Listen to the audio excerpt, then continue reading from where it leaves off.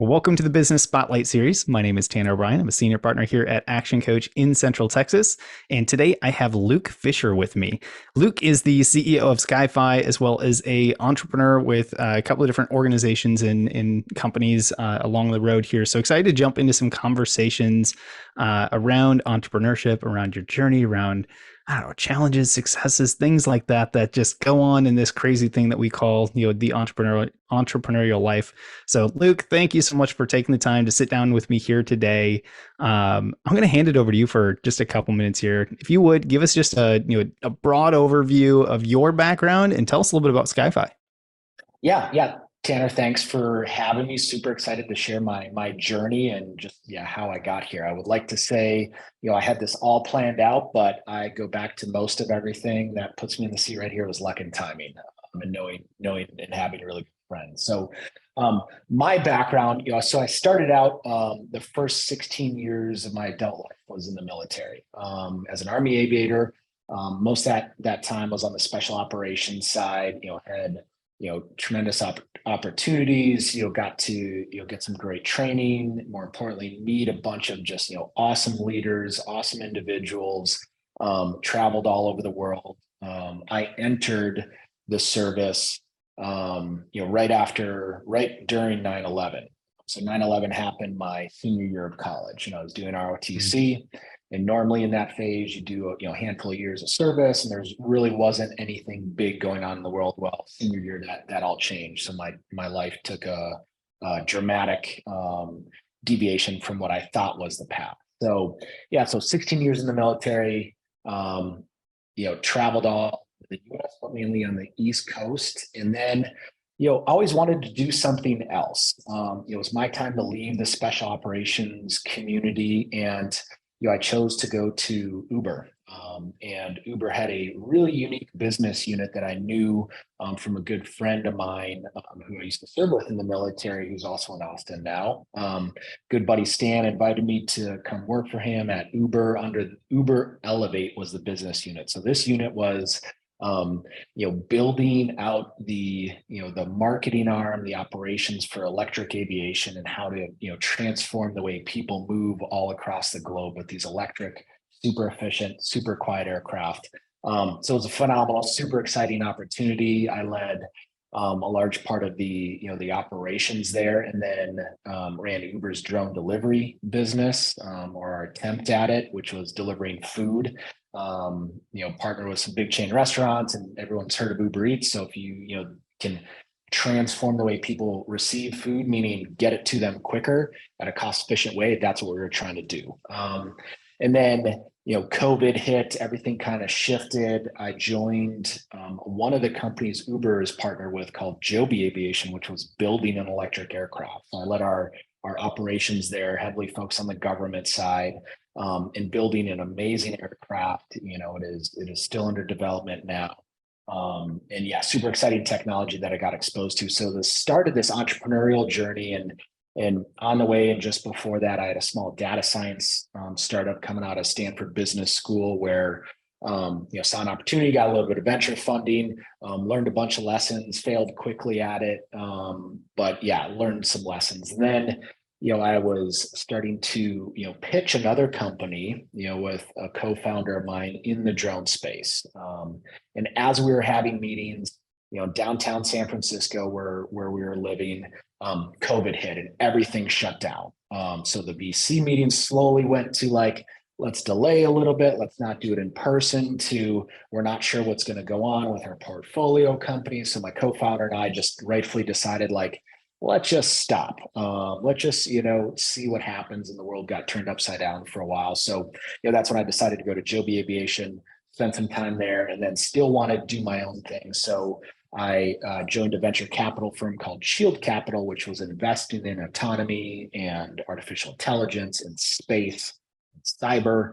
I moved to Austin out of the Bay Area, and then met a guy named Bill Perkins, and we started SkyFi from that vision that Bill was starting with the mission to easify the access to Earth observation data to the whole world. And what that means is selling satellite imagery, analytics, with a easy user interface that everyone in the world can use. And yeah, I'll talk about that some more. But yeah, that's how I got here. So well, then I also have a nonprofit organization called Help for Afghanistan, where we, help those who have helped us in the years in the military years and try to evacuate individuals out. So did a large amount of fundraising for that and was successful for that. So, and it's still ongoing. Amazing. What a just incredible span of time and I'm experience. I mean, just the different things that you've been exposed to in the number of years is pretty incredible. Um, Before we kind of dive a little bit into that, let's dive into SkyFi. Share with us a little bit about what is the mission of the company, and uh, who is. I always like to ask kind of the question: who's your best customer, or in a better way to maybe phrase this, kind of who do you primarily sell to as kind of the main customer profile? Yeah. Yeah. So SkyFi 101. So I met Bill Perkins. He's running a successful hedge fund trying to buy satellite imagery to make, financial trades off of that. And, we met, he's got the big vision of it. He's experiencing these pain points. I was thinking of something else more about the drone world I was coming from and, a little bit lower in altitudes than satellites and going, hey, if you believe in autonomy, these vehicles and systems that are operating are collecting large amounts of data. So let's package that up and sell it. And Bill, was trying to do that with space. So we partnered up together, with this vision of democratizing access to Earth observation data and imagery. And the other way we like to say it is easifying the access, which means, we have the most advanced technologies flying overhead all day. We're at an inflection point in the space industry, large parts thanks to Elon Musk and SpaceX, where the cost to get to space is being reduced, meaning more innovation, meaning more access. Yet the business models for selling Earth observation data, and we're including in this satellites, but also drones and airplanes and stratospheric balloons, just giving this access to everyone in the world. The business models are still based off what seems like the 80s and 90s, where you have to call somebody, you have to get a custom quote and emails back and forth. Yet with my phone, I can buy a car, I can buy a house, I can get anything in the world delivered to me. Yet I have to email somebody to get an image, so I can, either do a trade off of it or just curiosity. So we're like, no, we're going to start this business to, make it easier, like the easification of it. And how we do that is through a web and mobile application, because everyone in the world has one of these in their pockets at all times. So it's a disservice if you're not designing for that access for it. And the customers on the business side, so we have really three big buckets of customers. We have the existing purchasers of satellite imagery that want a better process and price. Nobody wants to talk to a salesperson or get a custom quote. They just want their access so they can go about and do it. So this includes heavily from the finance world, agriculture, real estate, insurance, on and on and on. So we have a big chunk of those customers just going, finally, somebody is there making it easy. Then we have consumers, everyday consumers. And that's the mission. If you go to skyfi.com, you can see how we talk about, hiking and exploring and wedding planners. Not that we think wedding planners are going to be, a tremendous, part of our revenue generation, but to get in people's heads, everyone can use this. That takes time for the consumers. That takes education of showing the use cases.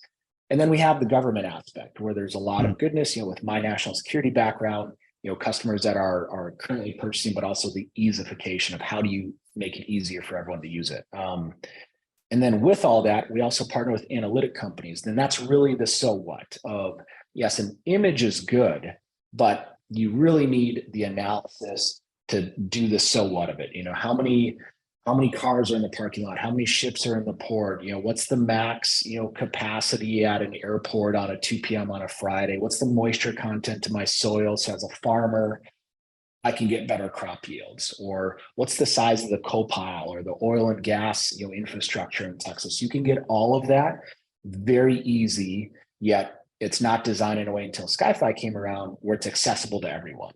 So that is a little bit of the SkyFi 101 and what we're building and where we've come so far. And it's still early days for us. Man, that is so cool. So for someone like me who's not super knowledgeable about satellite imagery and things like that. So when a company, when consumers choose to use SkyFi and want to start looking at images, things like that, how it's the word I'm looking for. I want to say accurate, but accurate's not the right word. Yeah. Time wise, like if I see an image, how frequent is that, or how close is that to now? That's what I'm trying to ask. Right. It's a question we get a lot. So what we're talking about with current technology, this isn't the James Bond where you're watching like a live satellite feed on your watch and tracking somebody down. There's still latency. Satellites right now fly out over the earth, they orbit, they hit it, what's called a ground station, where they get download and upload instructions and transfer data. So the way we sell, again, just on the satellite side, but we've got balloons and airplanes and drones that are being integrated in the platform, and those have quicker faster latency or lower latency. On the satellite side, we sell them two ways right now. There's what we call existing image, or what the industry calls archive imagery, but we're designing for the masses. So you say an existing image, because satellites fly overhead, they collect data all the time. You can buy an existing image, and that gets delivered, within an hour, it can be minutes, really depends on, the data. It's where it sits in essentially a database, and we just pull from that and we show you what's available on our app. And you can select, date ranges, filter, day, night, video, synthetic aperture radar, which sees through clouds, all kinds of stuff. So you have existing imagery, and then we have what's called new imagery, or what the industry likes to term as, tasking a satellite. So if you are fine with a historical image that may be weeks old, years old, you don't really know, that's great, and the price is lowered. But if you're like, I want something in the future, I want the most current information, you come onto the skyfi.com platform, the app, either mobile or web, drag and drop a box, hit submit, hit pay, and therefore you task a satellite. So that goes out, it selects, you, Tanner, want a image of Austin, Texas 2 weeks from now. That constellation of ours, our virtual constellation, because we are taking a partnership approach, selects the best satellite for you, takes the images, gets it delivered right to you. And that's it. That's how simple it is. And that's how it should be. So you push a couple buttons, hit submit, and then you get your imagery. And it depends on what imagery type you want, and the cost and size, and it's all dynamic. We show you right up front, as you drag in the size of the area you want up or down, you see the price change. And it's very simple for it. And then the resolution, which is also something we get a lot of questions on, is there's varying differences of resolutions. You can get low resolution where you can see okay, I think that's a car.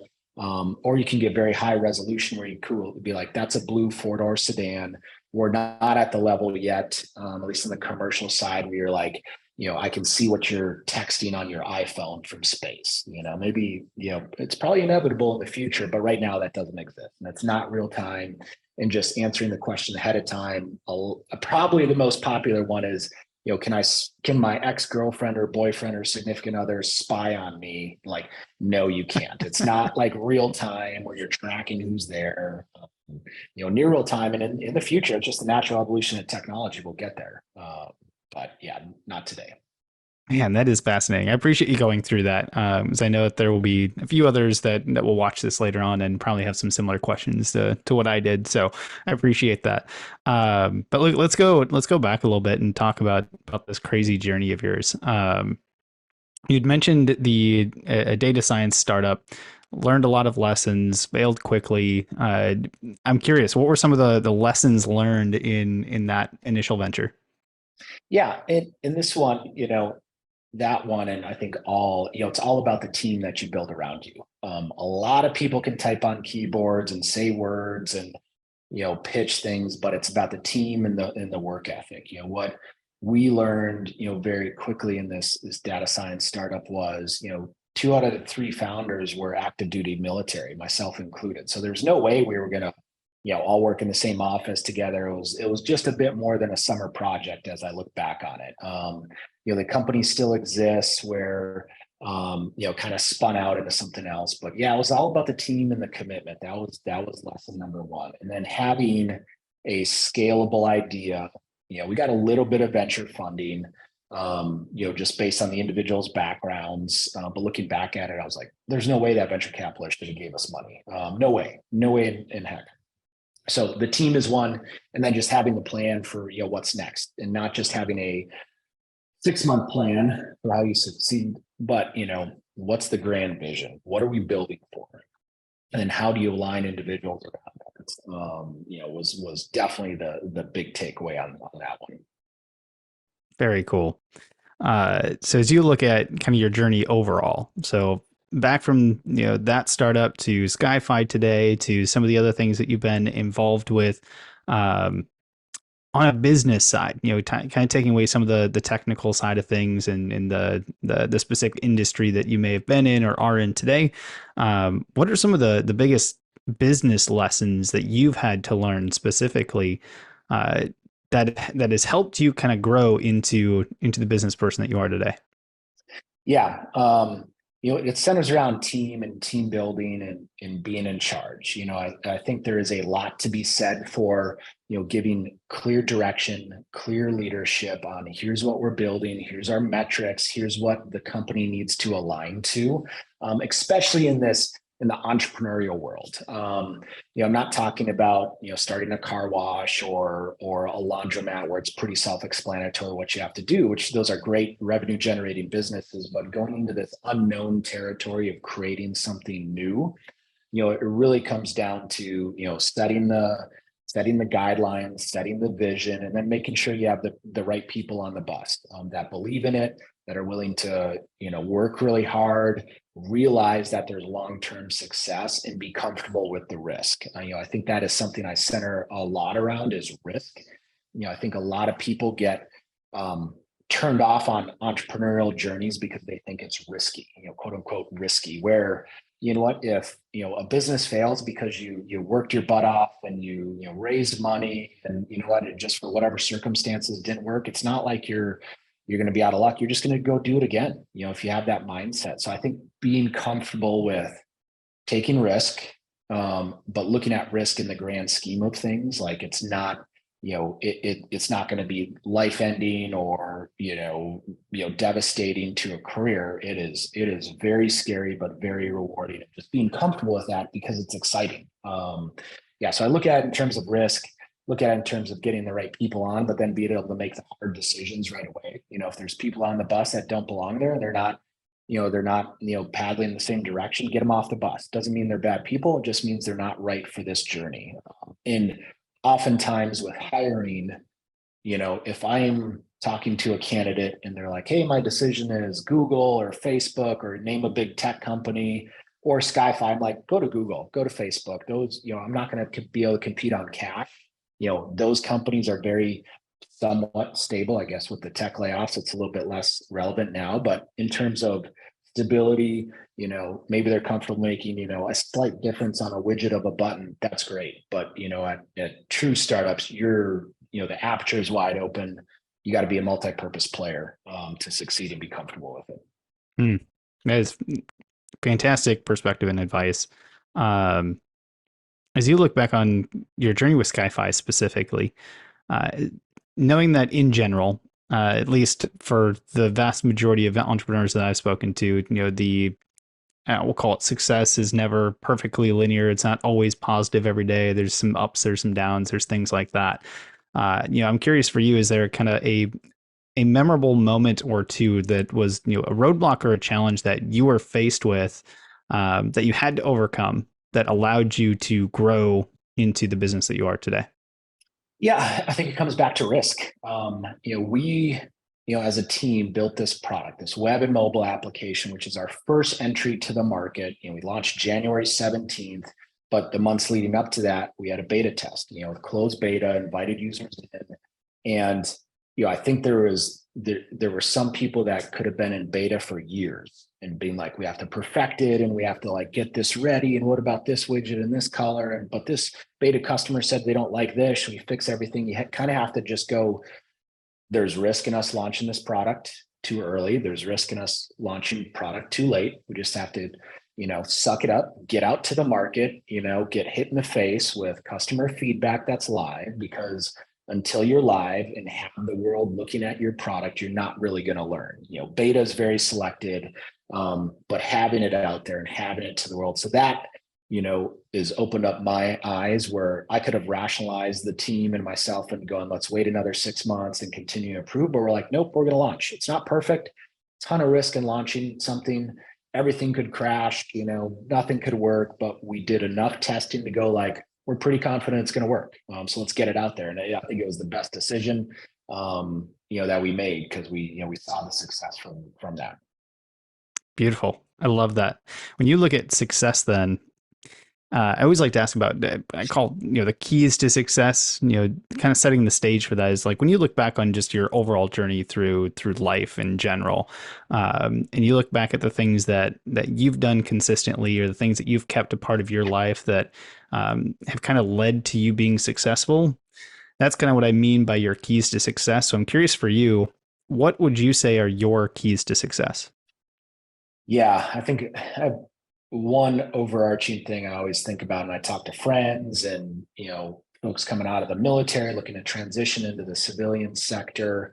And it revolves around like, what are you solving for? What have I solved for in my life is not money. I think that can be a byproduct coming in. If you're enjoying life, happy, but still working hard and feeling motivated, that's what I solve for. And that's what I've solved for, when I was in the military on the special operations side, like really challenging, really engaging. When it was my time to leave that, I knew the other side was not like that because I was there. I was like, I don't want to do that. And it wasn't about money. And the same thing with the other journeys is like, I want to get out there and solve for creating something of value. Where I talk to, friends and, people I try to mentor, and I use that word loosely, just talking to people about, transition in my journey. And I notice a lot of the conversations around money, like I want to quit this job so I can go make more money. And that's fine. People can solve for money, but almost to the T, everyone that is solved for money, it does not equal solving for happiness. They just get, yeah, you make more money, but if you're miserable, like who cares? So I've just solved for doing stuff I like. And I found that, success comes with that, but there's an overall happiness. I mean, I think since I've proceeded down these other journeys, I've actually made less and less money, but there's more potential for money. And that's exciting. But at the same time, I've never been more happy. Working and building a team and creating a business that can bring value to the world. That It's fantastic. Absolutely amazing. I love the bringing value to others and being mindful of what happiness really is. And it's not just about making more money. It can be part of it, but it doesn't have to be. So I appreciate that. Luke, I know we're kind of coming up on time here, so I want to be respectful of the time that you've dedicated to sitting down with us today. I like to finish off with one final question, but before I do that, for those that are watching, listening here today, how can they get in contact with how can they find out more information about SkyFi or anything else that you're a part of today? Give us kind of some information on where to go next. Yeah, for SkyFi, real easy. Skyfi.com. That's SKYFI.com. We're really big on LinkedIn. You can find us at SkyFi LinkedIn, SkyFi app on Twitter. We're on Instagram, kind of everywhere. And you can get to my contact information through our website as well, through the contact us. And I'm very responsive. My own Twitter, you can just Google my name on it and search my name, so I'm there as well. But yeah, you can find us there. Beautiful. I appreciate that. For those that are watching, I will put these links in the comments and description below. So make sure that you take a moment here after the video, go click on them, check out SkyFi, connect with Luke here, and make sure that we continue making some awesome connections through this Business Spotlight series. Luke, as we wrap up here today, love to finish off with this final question, which is, what is most inspiring to you today? Yeah, most inspiring to me, kind of centers around everything we've talked about is the people willing to take risk and go into this unknown, ambiguous problem-solving world called entrepreneurship and being comfortable with it, and being able to build a team around a vision.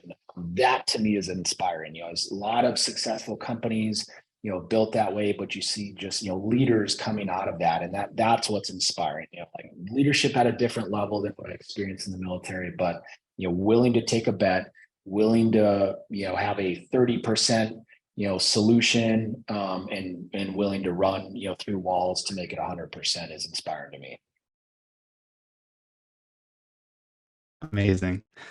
Luke, thank you so much for taking the time to share a bit of your story. I know there are so many layers that we could continue chatting for, hours on here today. But I really, really just thank you for taking the time and sharing some of this journey with us. Yeah, thank you. Yeah, it's been a pleasure. It's awesome.